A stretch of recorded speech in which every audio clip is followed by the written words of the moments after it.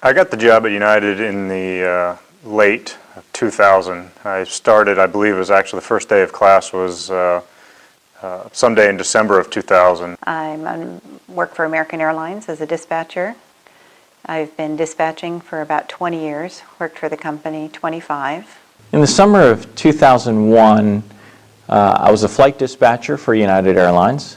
I worked primarily the international desks, doing the Atlantic flights to Europe. It was a good time. It was very exciting times because the dispatchers had just landed the new contract. The dispatchers had just gotten a new contract, a very rich contract. The pilots had a new contract, a very rich contract. They were happy. I remember a piano player on a grand piano in the employee cafeteria down in the employee cafeteria playing music during lunchtime. We were the largest international carrier in the world, and I think our only challenges at the time were to deal with the growth. How were we going to manage the growth? After a long, hard summer of thunderstorms and all that, you know, most of us dispatchers enjoy the fall because the weather is better, more stable. I remember getting signed off in April or May of 2001, and my sign-off day was one of those days where it was so busy because of kind of that spring, early summer thunderstorms, and the examiner, he had maybe 2 or 3 questions he was able to get in because it was just 8 hours of pure diversions, reroutes. Monday, September 10th, I believe it was just a normal day in the life of a dispatcher. I know that I was preparing for the following day to be my first official meeting as a union board member to go over vacation bid packages for the dispatchers. I just remember it was a good time weather-wise. Nothing else was going on. Went to work, came home, and was with the family and just prepared to go to work the next day. So the day before 9/11, I actually resigned from management, and I went into my director, Hank Krakowski, and I told him that I was going to go back, and the dispatch bid was due that day, and I planned to bid a dispatch opening there. What had happened was there was a turnover, a complete turnover of the dispatch management team, and I was offered a management job, but I wasn't real comfortable with the new team, and quite frankly, I missed dispatching and I wanted to go back and do it again. We had been at odds with the company for quite a while, and we finally got a contract that I think, I don't recall, it was probably 5 years, maybe longer, since we had had one. And so we were all thrilled that we finally got a contract, and it was a good one. And then 9/11 happened. The weather was just beautiful. It was just a crisp, beautiful day in Chicago.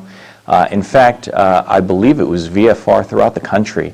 It was one of those days where the dispatcher was kicking back and reading newspapers, and it was just a glorious day. It was a wonderful day. I just remember that feeling of finally being able to catch my breath and then actually taking a few moments and talking about Monday Night Football from the night before, and kind of just remember that night on that Monday Night Football, Ed McCaffrey had a real bad leg break, and remember just talking about that in the morning. I started my day at 7 o'clock in the morning, and beautiful drive to work. I live on the other side of O'Hare, so it's just kind of driving around the airport to get to the world headquarters there.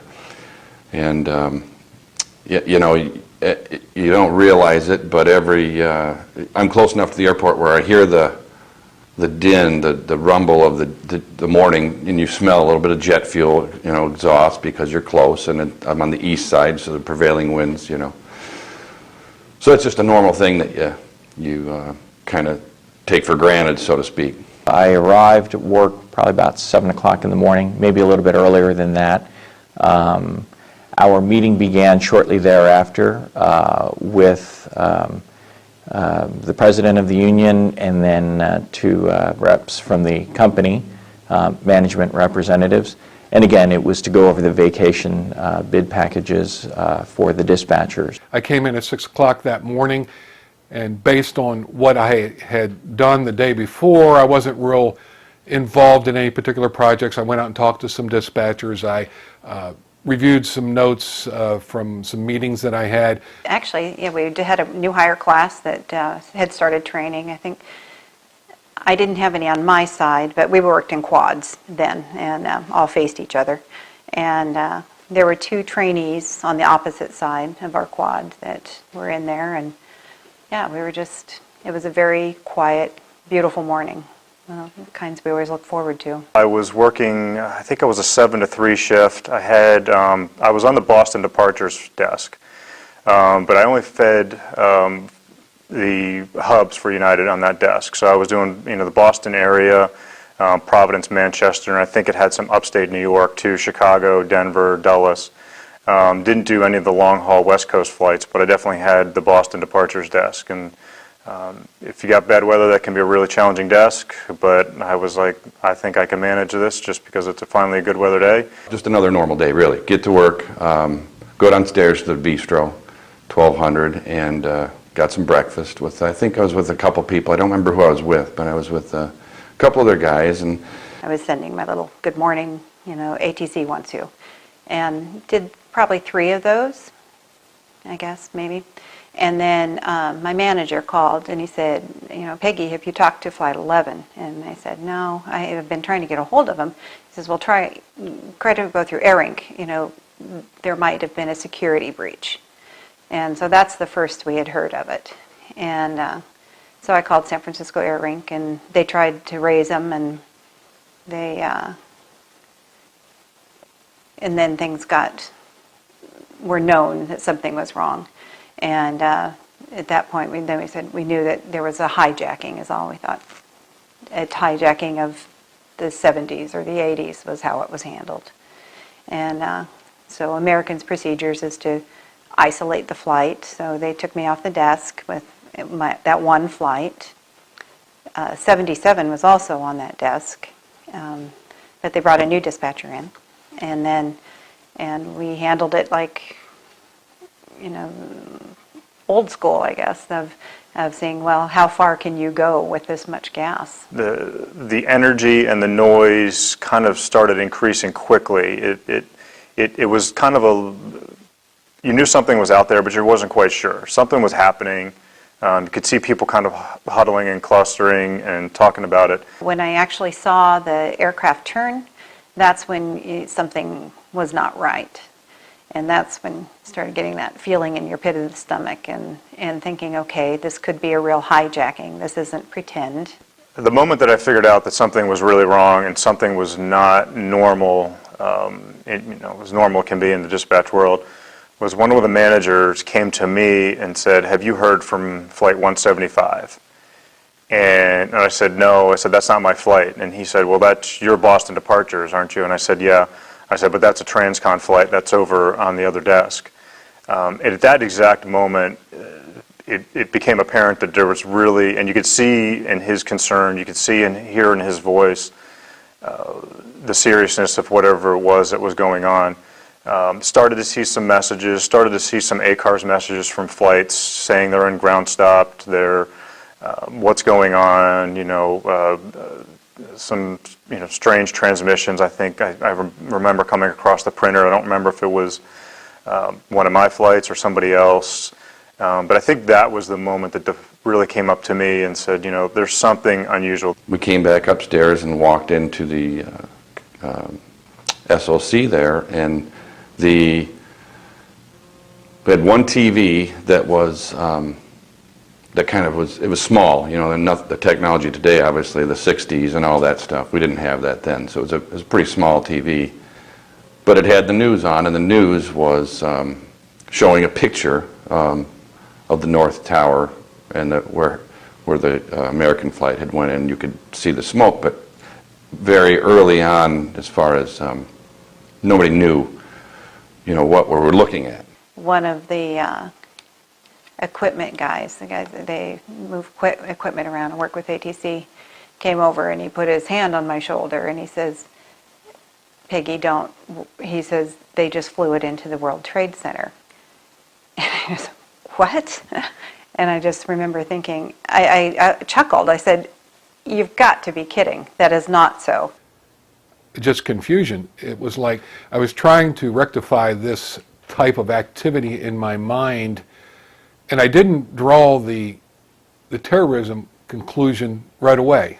It took a little while to get there, that it was deliberately done. It was difficult to imagine someone actually deliberately doing that.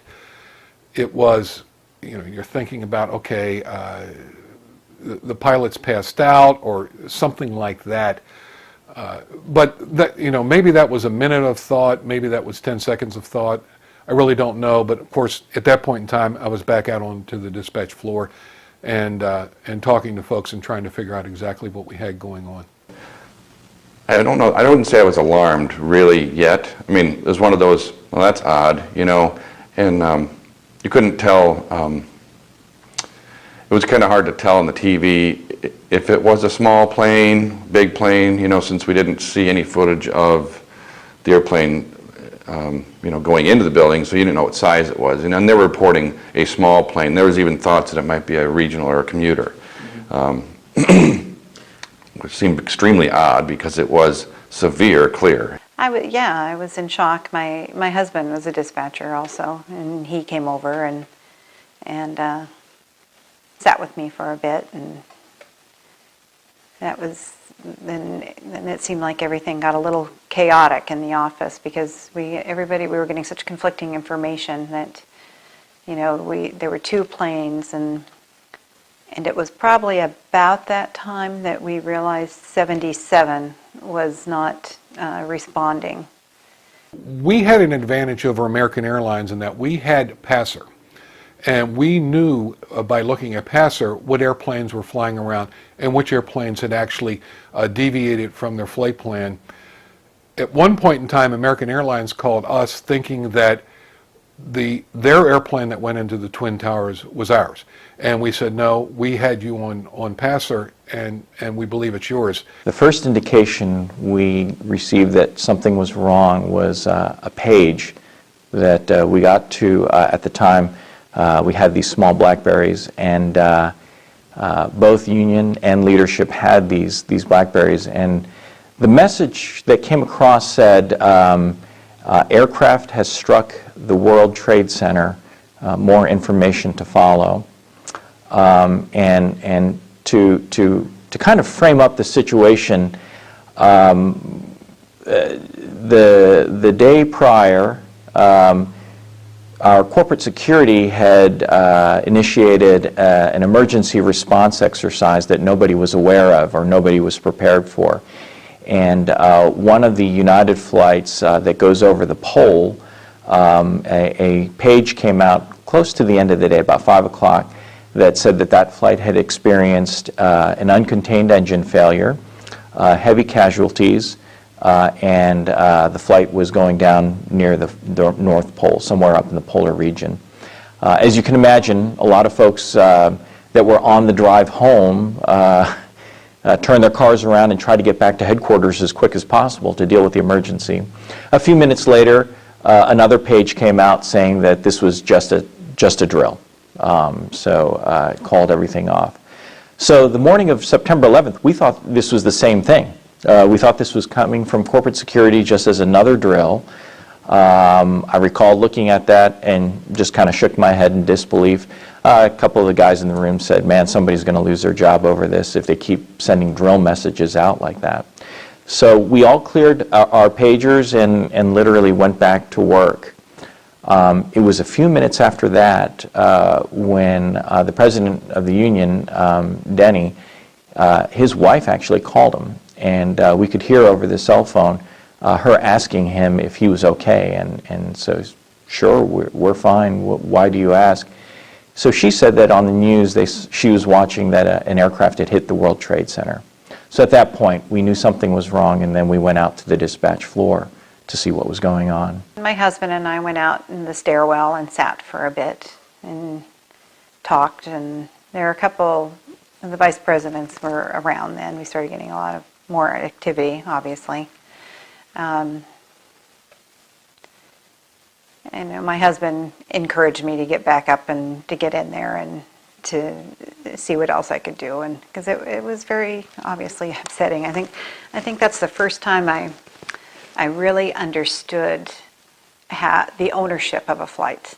That you dispatch and you think, okay, you're moving people of A to B, and that's the way it is. But I think I really recognized the ownership of that was my flight. And this horrible thing has happened to these people on my flight. So I got back to my desk, and kind of you go through your departures and what's coming up next, and what kind of looking ahead at some things, realizing that something's going on. So kind of one eye up on that TV screen, going, "That's weird."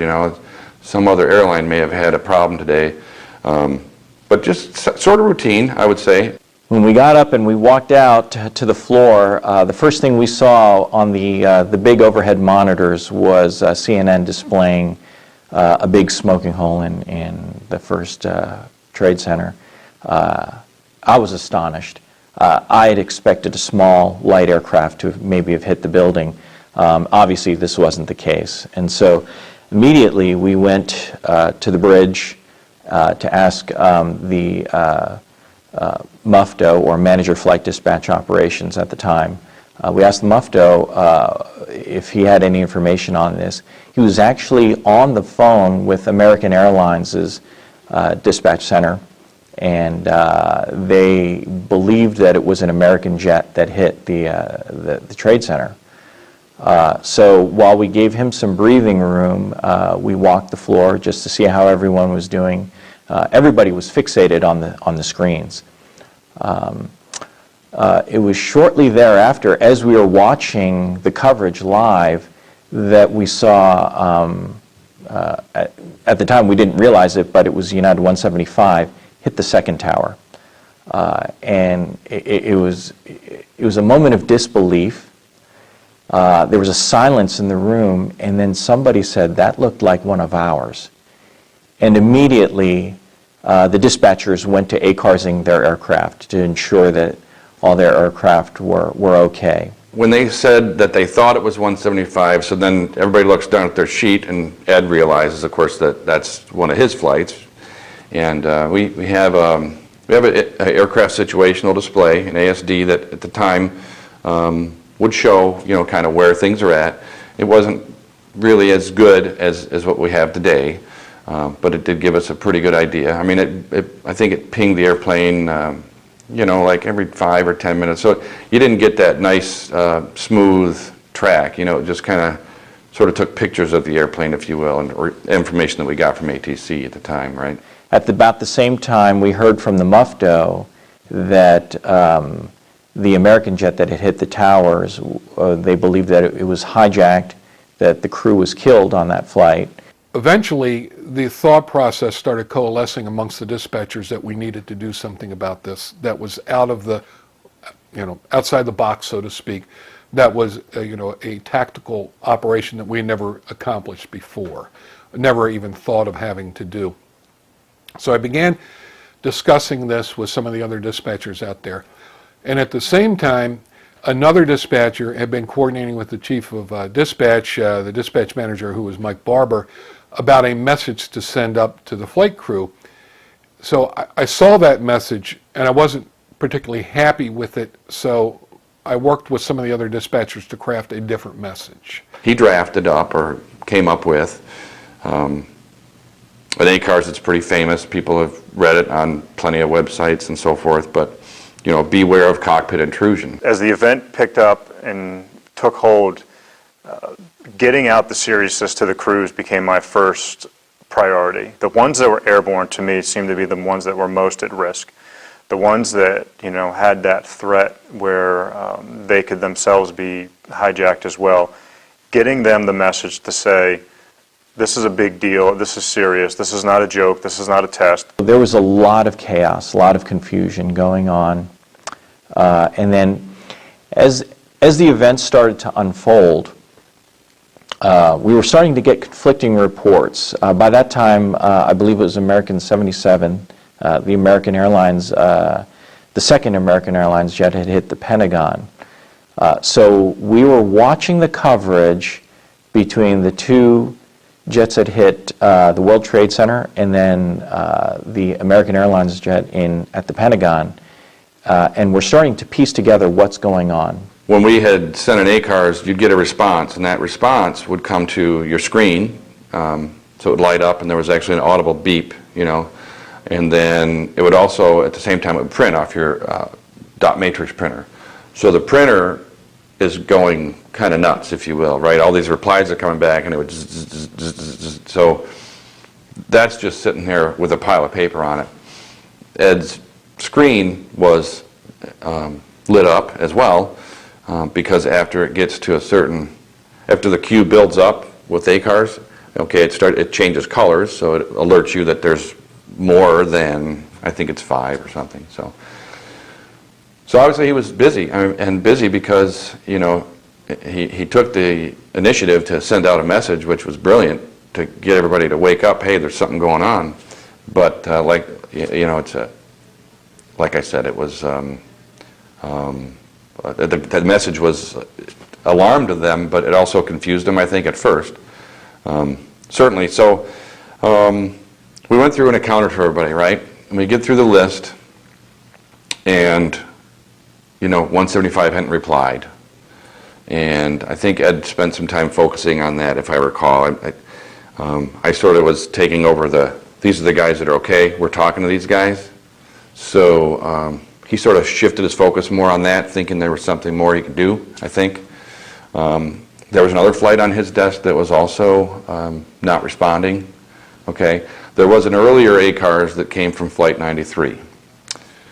Flight 93 took off. He made a note, just a general communication back and forth with the dispatcher about headwinds and kind of going to be a long day because, as I'd mentioned earlier, the winds were howling, across the country. So long day for those guys going to the West Coast and quick day going back. But anyway, so there was communication there. So we found that communication as we're going through the papers. Like, okay, so we're talking to this guy, right? I think we're talking to him, right? But hadn't got a response back on that second wave of communications. We asked him to try and get a hold of Flight 93 because it had turned around. So it was it was a westbound flight. It had turned around and was heading back to D.C. Center. The airplane is headed towards Washington, D.C., and the Pentagon had already been hit.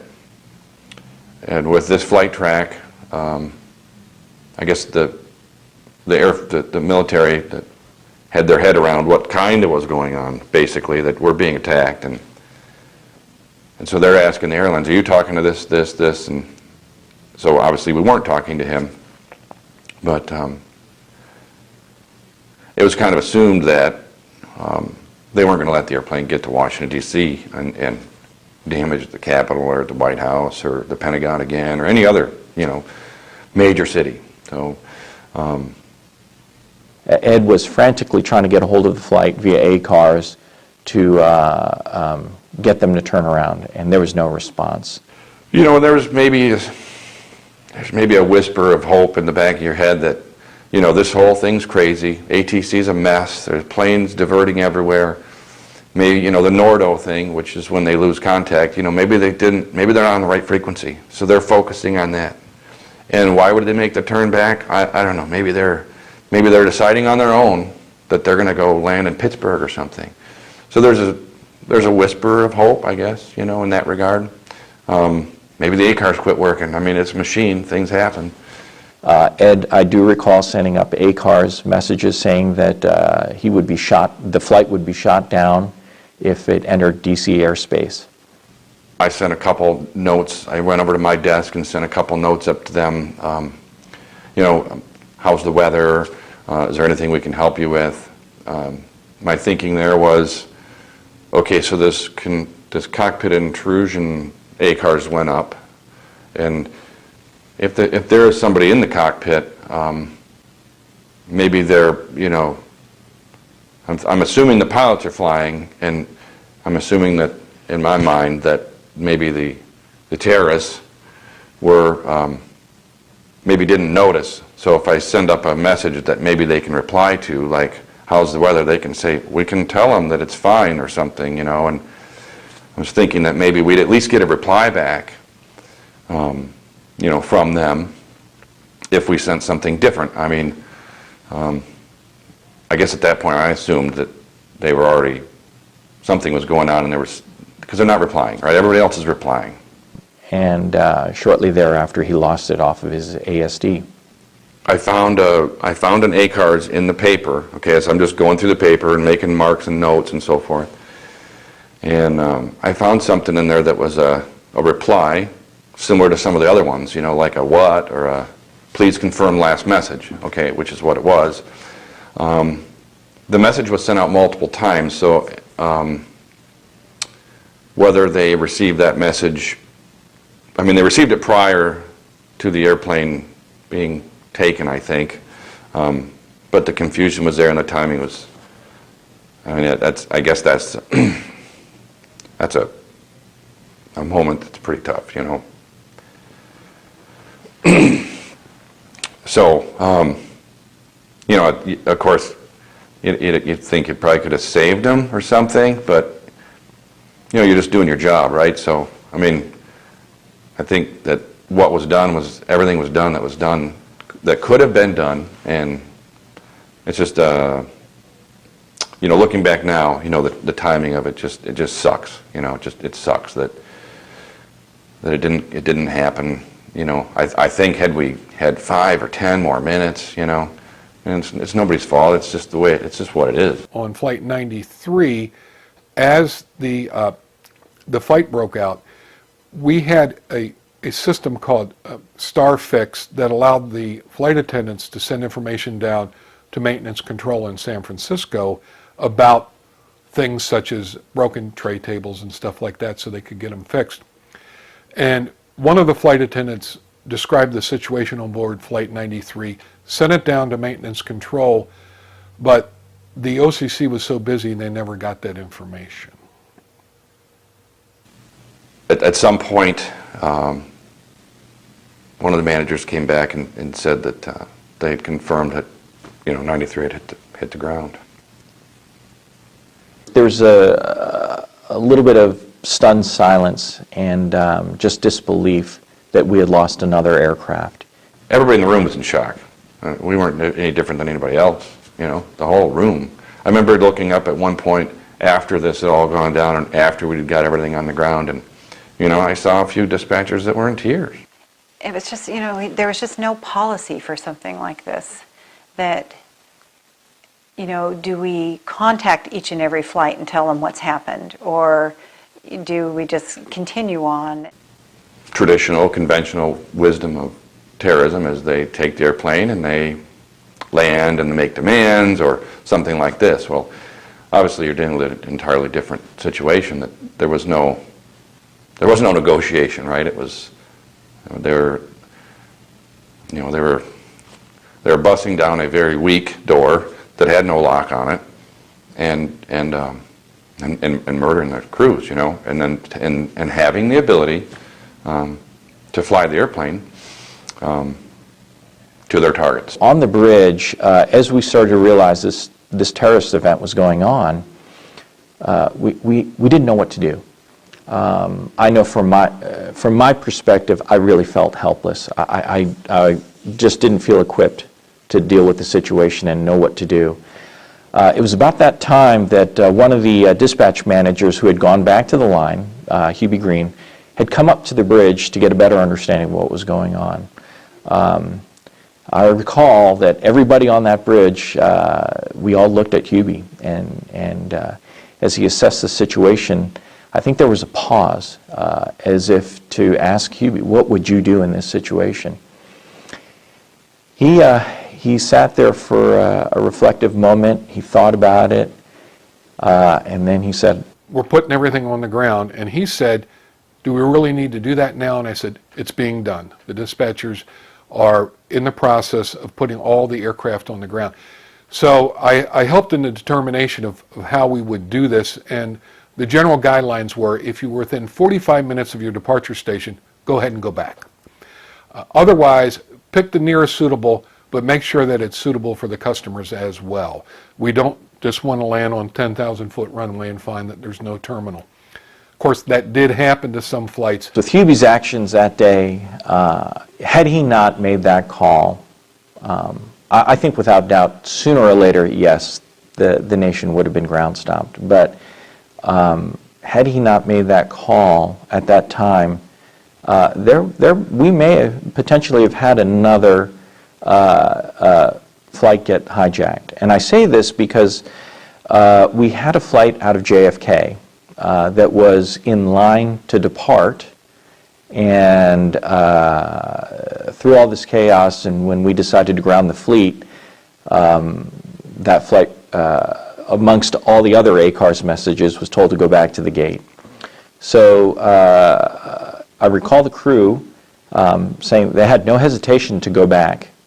In fact, they decided they were going to call it a mechanical issue, and got out of the line and started heading back to the gate. A couple of things were going on. As they were going back, the first-class flight attendants called the cockpit, and they said, we have a few passengers up in first class who are pretty upset that we're not going to depart. Do you have any more information on this? And the flight crew said that it was a mechanical issue and they were just going back. They didn't want to alarm anyone. And the flight attendants called back and said, these passengers are now out of their seats demanding to talk to you as to why we're going back. And so at that point, the flight crew said that we're not going to allow any access to the cockpit. There was a little delay getting on a gate, I'm sure for obvious reasons. I'm sure the station was preoccupied with everything going on at the station.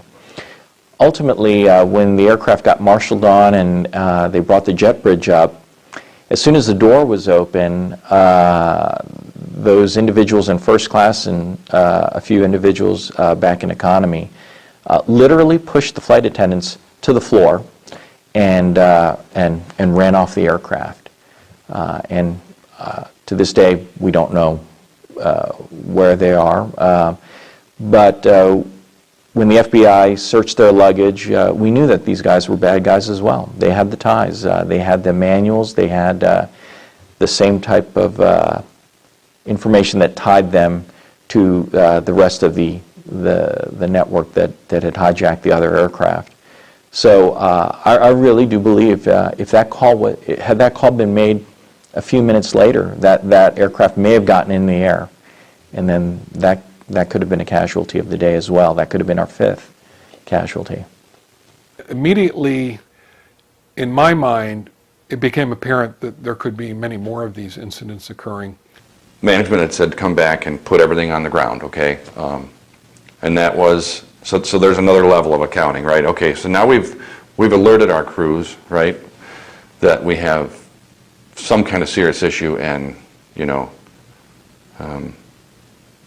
do something to protect yourself. And I just took actions and started doing that. I just jumped right into, finding places, pulled the flight strips from everything that could have been departing, made sure that all the releases were pulled flight strips so they couldn't depart, even if they had an opportunity to depart.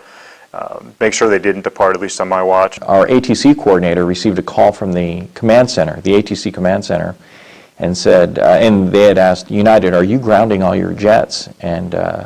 And we replied, yes, we are. We have no idea what's going on. We think it's a rolling terrorist event. We're putting them all on the ground. It was shortly thereafter that ATC put out the nationwide ground stop. I know what the history books say, but from where I sat on that morning on September 11th, I truly believe that it was one man, it was Hubie Green, who made that call for United Airlines and for the rest of the industry that day. I had a plane, and I think it left Rochester or Buffalo or had just passed over and had gone into Canadian airspace. And was going to say, just turn around and go back to Buffalo and Rochester. And they weren't allowed back in the U.S. Okay, now go to Toronto. And the ACAR's back saying that the traffic demand was so high for Toronto that they were going into holding, uncertain of when they would be able to land, and they weren't even sure if Toronto would let them land. And at that moment, it became, okay, I need to find someplace else for this flight. This is my flight. I'm responsible for it, so I need to find someplace else for it to go. And I remember walking to the front and the classic utilize your resources. And went up to the front, and I believe, again, it was Hubie, and I told him this scenario, and he said, well, how about Hamilton and YHM? And I had never heard of Hamilton. I've never been to Hamilton, but I recall going back to my desk, verifying that it was in the specs, looking at the lengths and widths, and it was well within the capability for the airplane. Sent that to the crew, and they diverted to Hamilton. And it's one of those things that 15 years later, I still could tell you YHM, and talking to the crew when they got on the ground, and got some appreciation that they were able to get on the ground. And I think it was that same crew that they told me that the first officer used to play football at Navy, at the Naval Academy. And once he got my messages, he actually pulled the crash axe out and had the crash axe in his lap as they were, doing all their preparation to get on the ground. We actually had the flight crews pull the circuit breakers to the in-flight entertainment system because we weren't sure if there were any bad guys on those flights, and weren't sure that as the flights got closer to the U.S., if there would be some event that might occur on those flights. It became apparent as we were diverting partially along the route of flight that we were overloading some stations, and some stations could handle more. So I tried to work my way back and forth to different dispatchers and tell them what other dispatchers were doing, and tried to disperse the fleet as best we could within the capabilities of the stations that they were going to. We weren't always successful, and an operation of that magnitude you can't expect to be, but I think that worked out pretty well for us there, that there was somebody that was able to say, hey, we've got 3 in Kansas City, nobody's in Omaha right now, that kind of thing.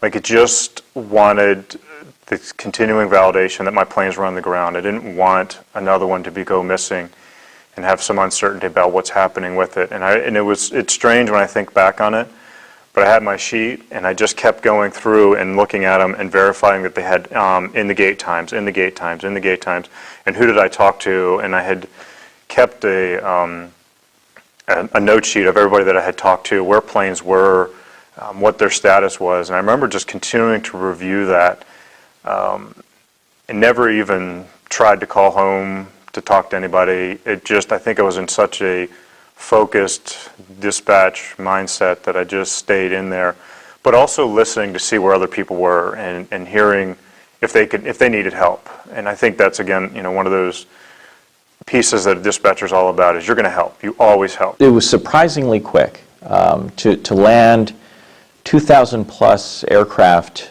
United aircraft, is a monumental task, especially when it's not planned. But I do believe it was surprisingly quick. Within, I don't know what the official records are, but it seemed like within a matter of less than 2 hours or so, we had just about all the flights on the ground. It's kind of a blur, the day itself, so it's at 7 o'clock I'm eating, and it seems like this all, I think 93, that whole thing was done at 9:30ish or something, 10 o'clock, the certainty of what had happened there. By then, it was a weird calm and quiet in the office. Oddly quiet. I mean, there's no radio chatter. There was no phones ringing even. It was a weird atmosphere. The unsung heroes were the dispatchers that were on the floor that began thinking about what was going on. All of us, this was new to every one of us. I stayed in the office till about 5 o'clock. We had multiple flights internationally that we had. Even though all of our flights were grounded, little things like in Buenos Aires, Argentina, our maintenance staff towed an aircraft from the gate to the hangar. That triggered an ACARS event, and we picked that up in dispatch, and so for the next few tense minutes we were trying to determine why was that aircraft moving? And then we found out it was being towed. I'm not sure who mentioned it, but Ed and I said, you know, we're going to walk away. We're going to take a walk, okay?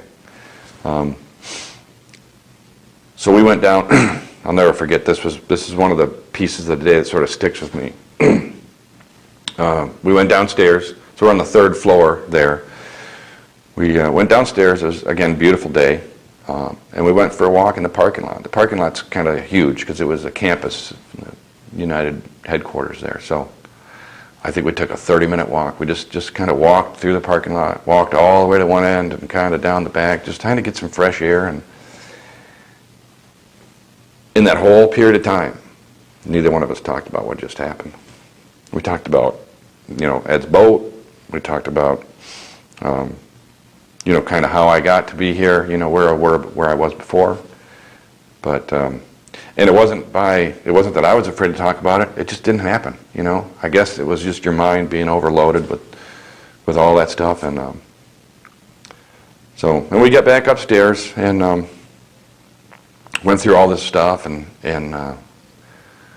you know, it just kind of, I remember taking all the ACARS traffic and it was, the paper was, I don't know, it must have been 40 feet long, you know, this dot matrix paper, and had all these notes scribbled on it and everything.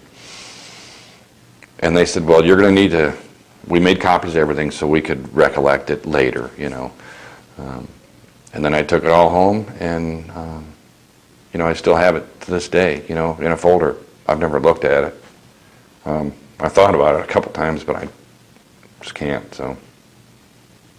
The one thing that stands out in my mind about that drive home that I thought about later was I probably should not have driven myself home that day. I probably should have had somebody come get me, or, you know, go home with somebody or something like that. I just recall being in a kind of a fog, haze, didn't have any kind of chance to decompress after, you know, the day at the office, and that reality is there for everybody. I think all of us were just, you know, we did our job, you know, and you walked out and you got in the car and you went home.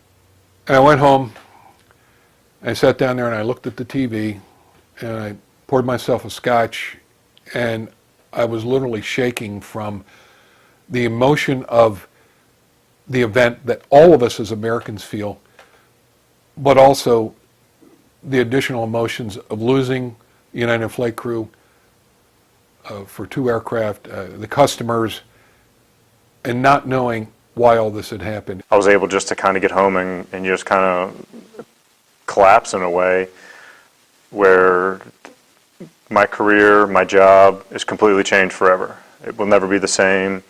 The company itself was going to be completely different in the coming days, weeks, months. We knew that there were going to be no flights for several days at least, but the decision was made to still have the dispatchers show up to work. Even if there was nothing to do, we wanted them to be in dispatch. We had to try to figure out how to get this airline back on track.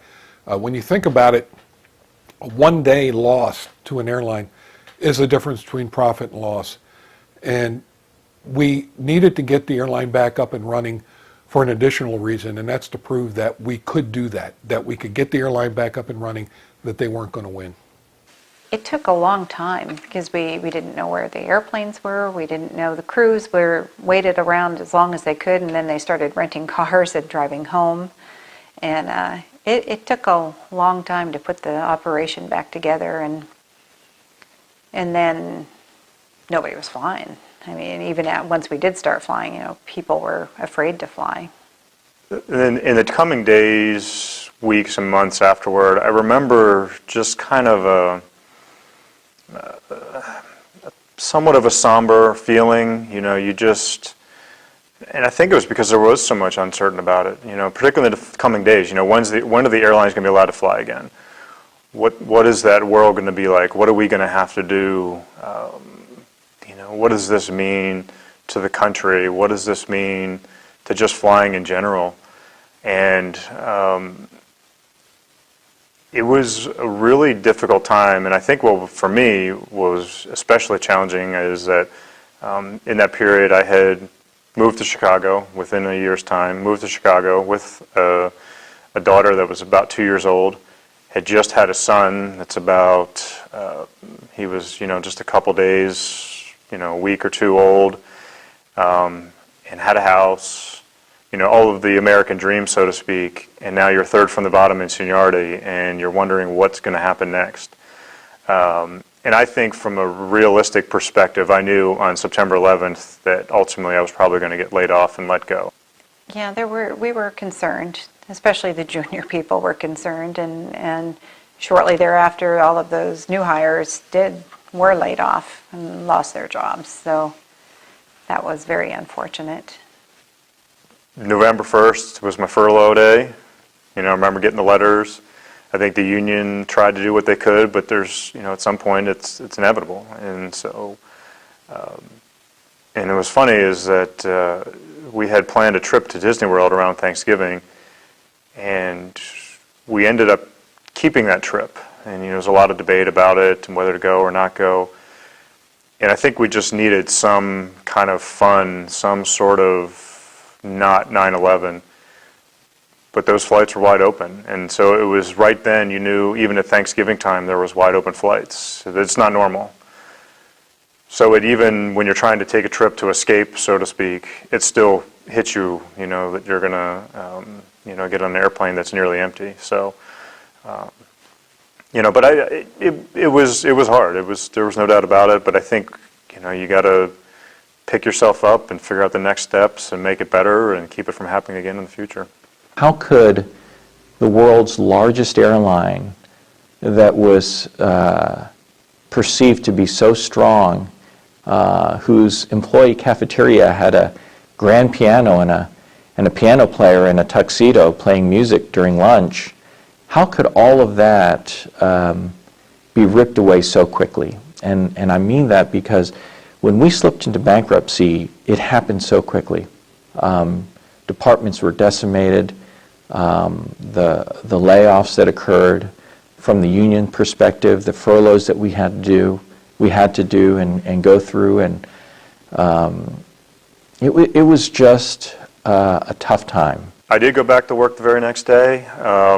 I was scheduled for the desk that actually had the flights, Flight 175 and 93. I was actually on that desk the very next day. There was nothing to be done with the everything down, but I remember logging into the computer, and there were still some messages in the flight list queued up from the day before, and so it was still kind of the Flight 93 monitoring record was still there in the queue, and so we just go in to clear the messages as they're sitting there, and there's one of them, and so even just seeing the flight number with just its scheduled route of flight was, definitely, just cuts right through you at that moment. I was scheduled to work the next day, and not knowing what the future would hold, right? Are we going to fly today or what? I went to bed that night, got up in the morning, same as the day before, same weather, crystal blue sky, dry. Here in the Chicagoland area, it was real, humidity was low, it was just a beautiful day.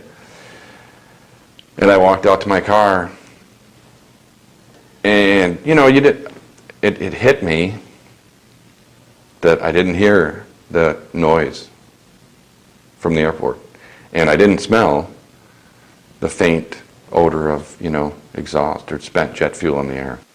I think dispatchers are so strong sometimes that we just absorb it all.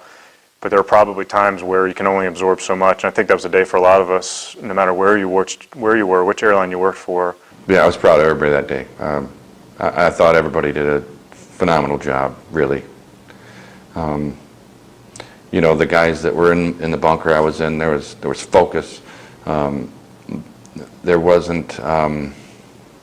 It wasn't like it was chaotic at all. It was just kind of a focused effort to do the main three things were figuring out what you have in the air, communicating with them, and getting them on the ground safely.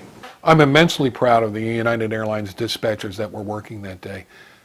Each and every one of them were able to overcome personal emotions, experience levels that did not dictate that they would be able to do the kind of thing that they did.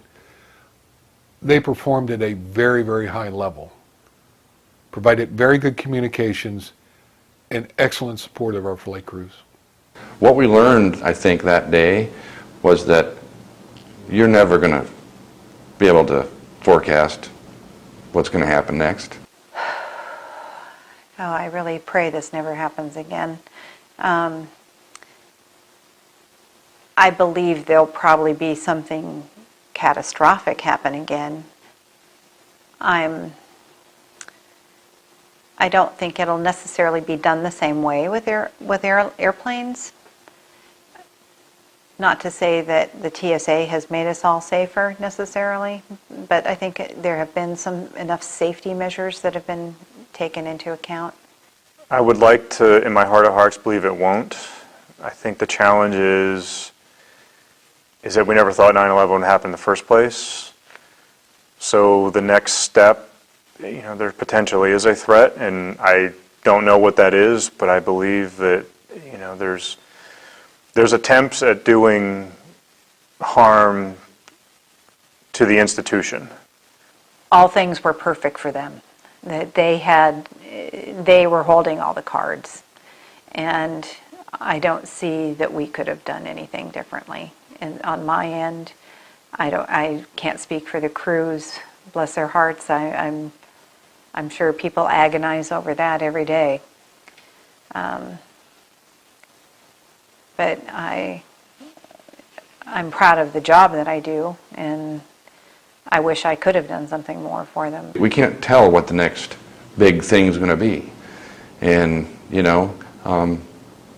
airlines are a romantic target. And we're always going to be at risk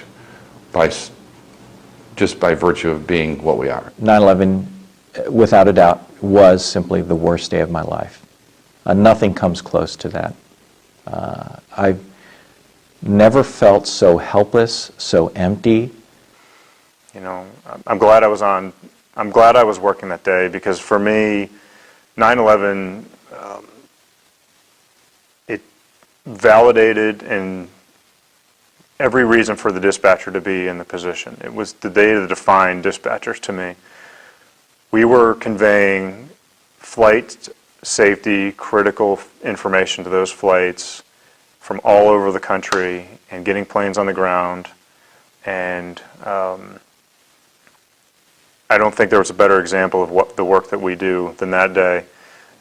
Every day there's amazing work that gets done, but that day purely defined what a dispatcher is, their value to the aviation community, their value to the aviation infrastructure. And so there was a part of me that was proud to be there. There's proud to be there with the teammates that I was at with United. I don't ever look back on that and regret being in that office that day, ever. We're all working together, whether we're union, management, senior management, or just the janitor. We're all doing what we can to do the best for our airline at that point in time.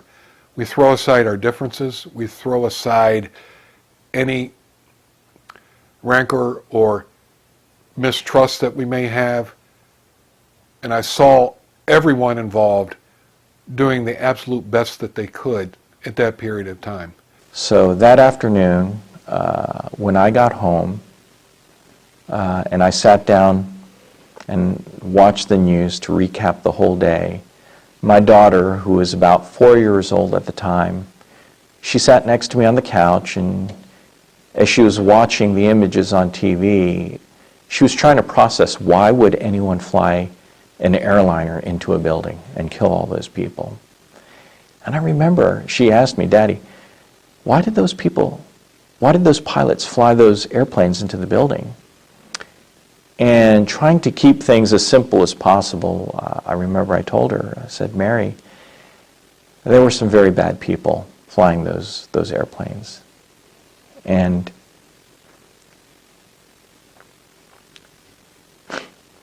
she looked up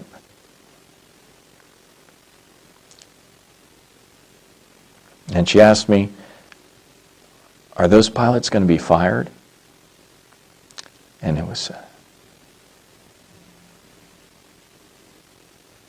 I think it was just a new chapter that was being opened in all of our lives that day. I continue to think about moving forward and the lessons learned and what it is that we do today and how we react to situations and taking care of everybody that we can.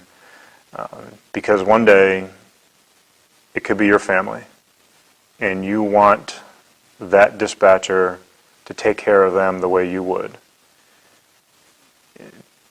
Because you must always remember to never forget.